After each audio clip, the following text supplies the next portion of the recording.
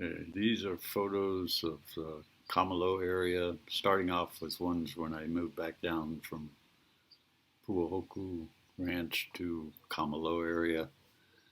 Um, those are the color photos that from about 2013 to 2018. Sean Martin helping me set up my tent, and that's the first photo. And Sean. And back in, I was renting from Dunham, Sonny and Diane Dunham, little blue house there, and nice view of the Seven Sisters in back.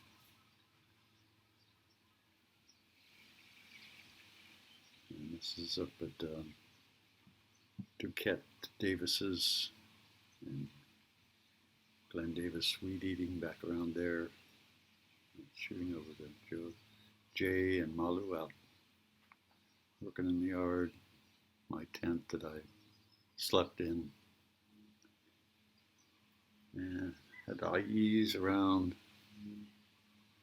Jesse and Frank sometimes. Frank Kikino. Oh, okay, this is out on the road, going to town. Actually down the road more, Cabela side. This is back in Kamalo Ranch.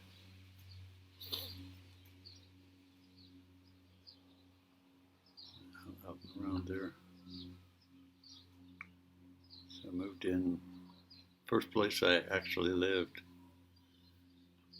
was at Kamalo Ranch back in the back. And Bob Engelhardt was leasing it from Bishop Estate and had cattle on the land. And I was tasked with irrigating what started out as kind of pastures and grew into largely Kiawe forest. And this is one of the young ones, the house. Cats crawling all over it.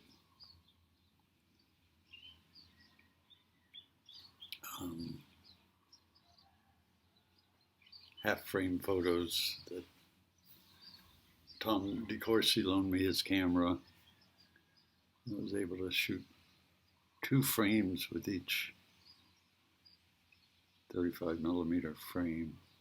This is a part Santa Gertrudis bull there. And this is from up towards the cabin, up at the top of Kamalo. And view down. That's the inside. There's a drawing board in there. That's Bob Johnson that moved over here with me. And my girlfriend Peggy, cousins. Some of the cattle that were down there.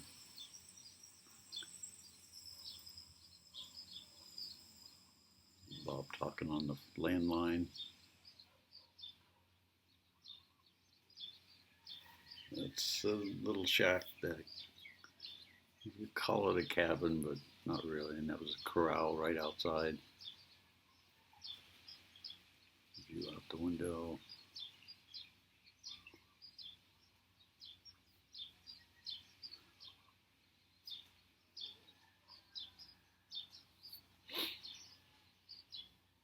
And upstairs was the main bedroom. A water tank on the side. A few hundred gallons. It was really drilled by the carpenter bees. And that water tank held water. That small one on top of the kitchen.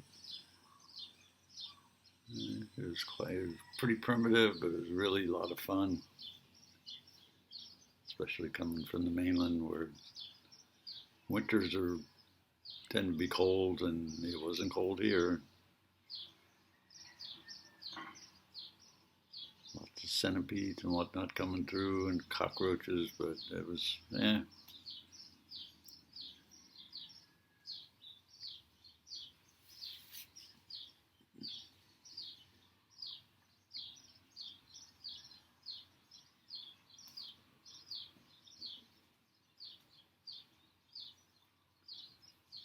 So twice in about a year and a quarter, Engelhardt had a roundup, and the second one was his final uh, roundup before he let go of the lease. Uh, and he would participate. This is a burial cave that I'm queasy about shooting photos of, but I figured it might be the last documented uh, proof that they were there. Caves in back. I'm not even sure who this is. Joe Reich from back around that time. I'm not sure why I have that photo, but I'm glad I do. A couple friends from Maui. It's an old boom truck that you can see on the left there.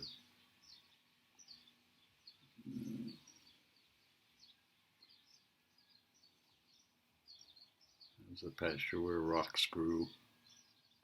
They would just bubble up to the surface. There was a pump right in the foreground and the pump house behind it where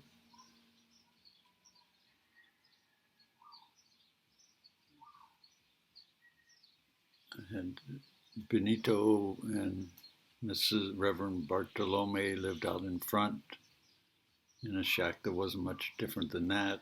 And among Calixto, when I first moved there, Abe Kealoha was driving down the highway, and I think he was drinking, ran into one bull, jumped out, butchered it, took it home, came back and maybe called us and said, "Hey, you got the fence is broken, you got cattle coming out on the road." And I went out, and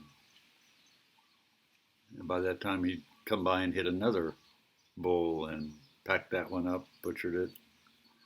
So the next day, Among Calixto went out and showed me how to do string wire, and I'd been doing carpentry for a few years at that point, and he he was probably 75, 80 years old, and he just walked down the line like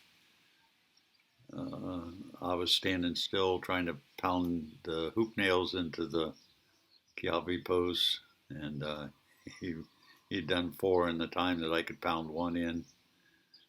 That's my dad and Bob Johnson, and myself with my dad holding the stock. That's from Shigi Inoi's ranch.